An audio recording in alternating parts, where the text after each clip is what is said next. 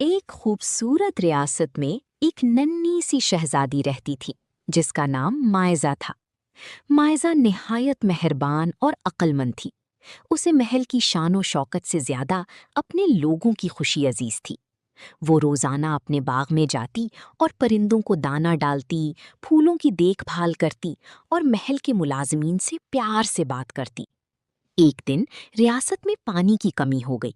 लोग परेशान हो गए और बादशाह भी फिक्रमंद था। माइजा ने हिम्मत नहीं हारी। उसने सोचा कि अगर सब मिलकर कोशिश करें तो मसला हल हो सकता है। उसने गांव के बच्चों और बड़ों को इकट्ठा किया और सबको पानी बचाने और नए कुएं खोदने का मशवरा दिया। सबने माइजा की बात मानी और मेहनत शुरू कर दी। कुछ ही दिनों में नया कुआं बन गया और पानी की कमी खत्म हो गई। लोग बहुत खुश हुए और माइजा की तारीफ करने लगे।